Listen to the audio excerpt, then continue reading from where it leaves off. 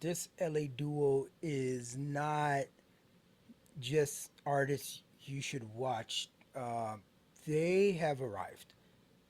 Jada Grace and Swim are coming off a sold out US tour. They're currently making their way through Europe, and now they're dropping the extended cut for America's Next Top Party. So, this extended version updates with three new tracks, two nights in LA, Punk Bitch, and Plan B. There's also an interlude. While keeping the same creative team that helped shape the sound from day one, Swim continues, of course, he's on production. He's taking more liberties on production, but he's still working with Martin Rodriguez, Gustav Lundell, and others. A little background if you're new to PO2, they were part of the collective or the trio group therapy. And that third member decided, didn't want, wanted to go a different direction and whatnot. And they sort of had a deal on the line already. They decided to, that, it was going to be a duo. And I forgot who they were signed to. Is it RC? Let me see who they signed to. I forgot who they signed to.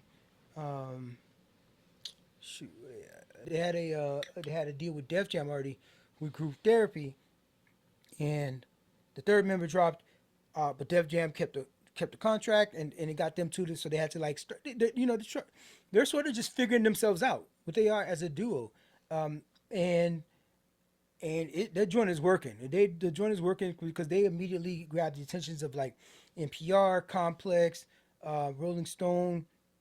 The momentum hasn't slowed down since.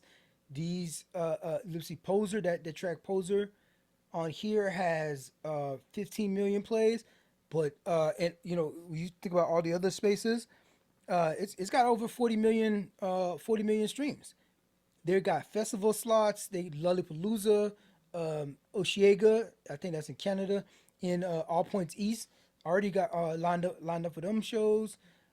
This isn't even a slow climb anymore. They're here. They didn't even climb slow. They're here. They got a sound. Like ain't no duo doing what they doing. No, there's no duo.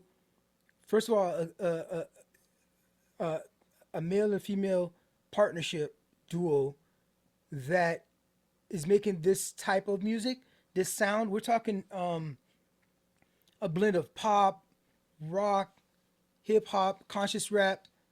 It's all in there. Um, and then they added these three extra tracks, and it's like it doesn't even slow down the momentum. It doesn't slow. It like it fits. And so I feel like when you release some extra tracks after the fact, they continue with the cohesion of the project. That means you're onto something. That means you are locked in knowing what you're doing. Are the interviews that I watch. It feels like they're still trying to figure it out. But y'all got this. Yo, if it's on me, rinse and repeat this joint. They sound like a evolved Black Eyed Peas, right? Where Black Eyed Peas was a whole collective. They had a lot more folks, but as a duo, growing up in the tradition um of maybe an Outcast, growing up in the tradition of listening to Linkin Park, right? And at the same time, but also Run DMC, right?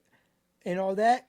And this is what the children that are birthed from that upbringing, right? It was like nature versus nurture from that nurture, right? That hip hop nurtured, and so we have a Jada and Swim to put out a project like this, America's Next Top Party. This joint is dope.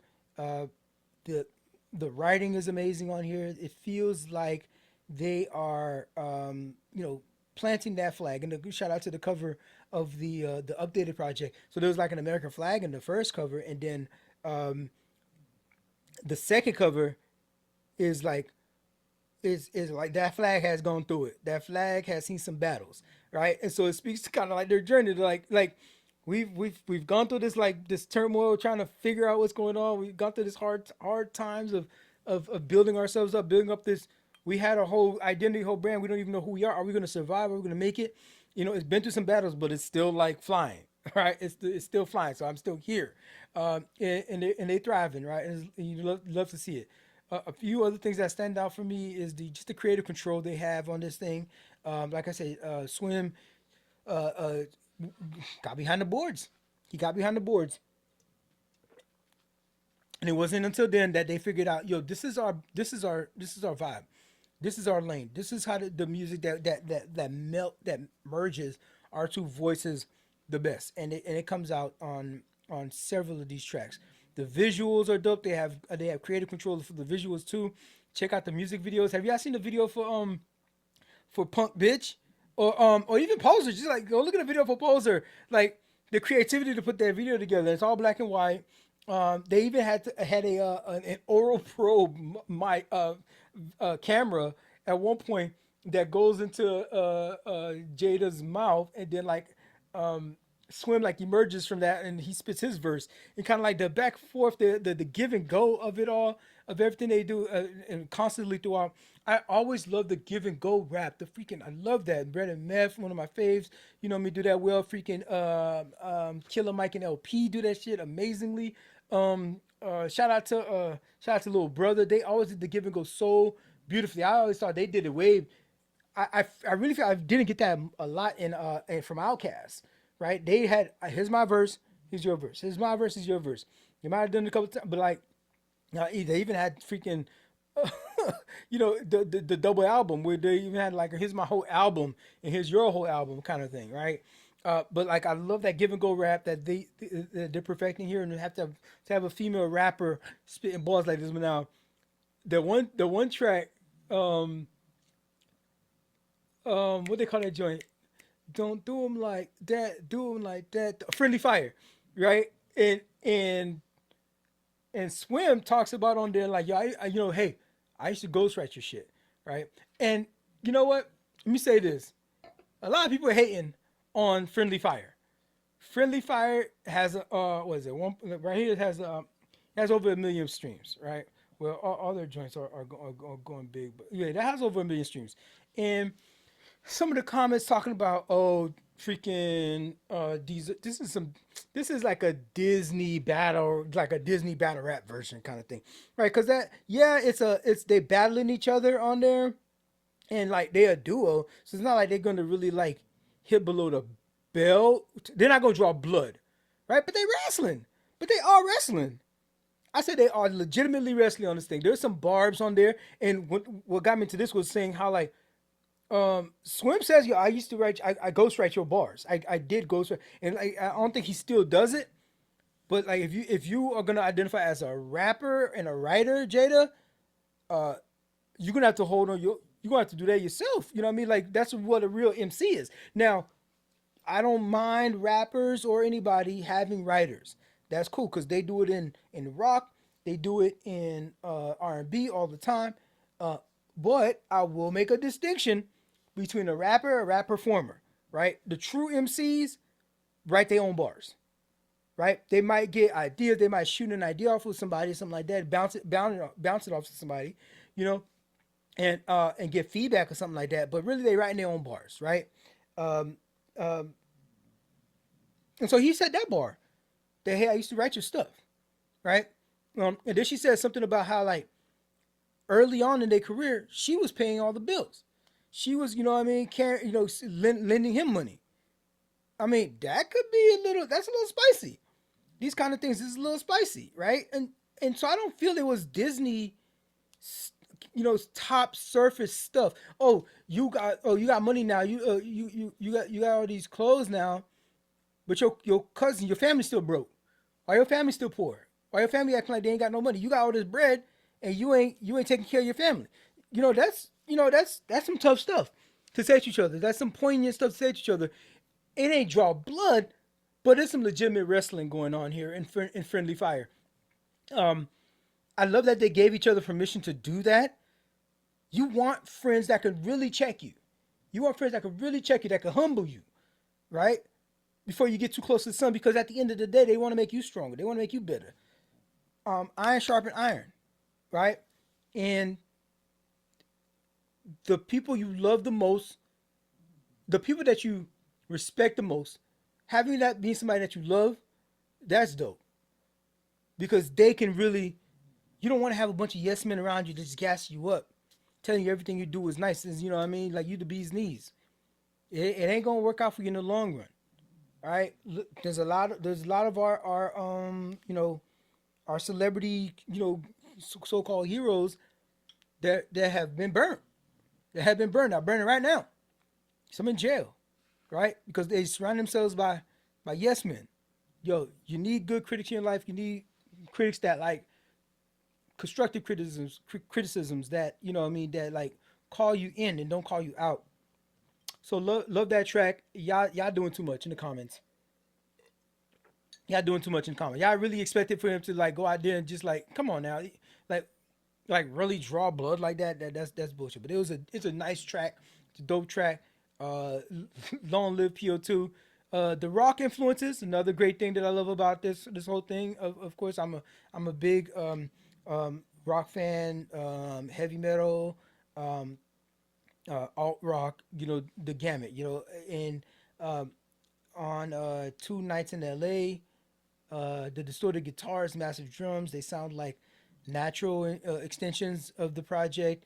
Uh, PO2 is something that they already do. So that had definitely didn't take me out of the vibe at all.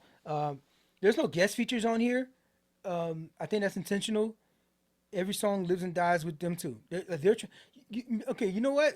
Maybe it'll be asking a little too much to have a guest appearance on here if you still haven't really figure out your own identity. So because they're working through that, and they're still trying to land on exactly who they are as a duo, it's probably for the best. Again, Poser is going to be your gateway into this project. It was the single, over 40 million streams. You're gonna want to check that one out. There's a video for it, so I'd love to see that track. A lot of people um, are being introduced to PO2 because of that track. So however we could get you in, however we could get you in the tribe, right? Appreciate that. Two nights in LA. This is one of the extendos on this joint. There's big guitars here, huge energy, and some of their most reflective songwriting. Punk Bitch is exciting. It's raw. It's chaotic. That music video is dope. I love the trippy little like freeze frame they kind of do in this thing. It captures the rebellious streak better than almost anything else on the project. This album is an original, and it's an explosion that they are mounting into the new layer in the new stratosphere that they're about to venture off to. Uh, Love to that. We're on the ground floor. We're on the ground floor of this thing, and the extended cut is is just like an aftershock, right? Just like an aftershock. Like yeah, they still doing that thing, right? That just happened. They landed hard, and like we still have an aftershock with this, right? The polished but reckless vulnerability that is a bit confrontational, but it's still fun. It carries a lot. It carries a lot of it underneath. It does in terms of messaging, in terms of their own creative energy, where they are, where they were, where they're going. They don't really have a full uh, they don't really have a full breakdown song in here about that experience with losing that group therapy. So maybe they'll cover a little bit more of that emotional depth in their next project. But this, for what it is, it stands strong in and of itself, just the way it is. I say the best setting probably for rocking out to this thing is maybe on a some casual day, maybe it's a holiday or something, and you know you want to start your day off with some, making it feel bigger. You want to start your day off big. You got a lot going on that day, and a holiday. You got people to see. You got places to be. You know, and it's a lot of energy. It's a lot of confidence. It gives you that sort of like, let me play this a little bit louder sort of thing. Let me put my window down and play it. Let the car next to me get infected by this what I got going on here, right? Plans keep changing, but um, you're up for whatever's popping off. You're up for whatever's popping off that day. PO2 taps into this sort of vibe throughout the whole project. It's experimental, but they build this sound to be loud, to be distinctive, and instinctively um, recognizable. And hopefully we'll be hearing them if we outside. If you're outside, you're gonna hear it in the cars driving by. Hopefully you'll hear it from, even at Target, right? It could be Target. And they said Drake makes Target music, and that's as a pejorative. But I really think PO2 is the type of music that should be like consumed everywhere, right? And it's packaged in a way that is very friendly to that. And so I project that we will be hearing a ton of great work from PO2 going forward, and you're gonna start seeing them in the late shows and all these other spaces that like, and it's two black folk, you know what I mean, on that joint. So we're gonna see PO2 on the rise, and we here at ground level. You'd love to see it.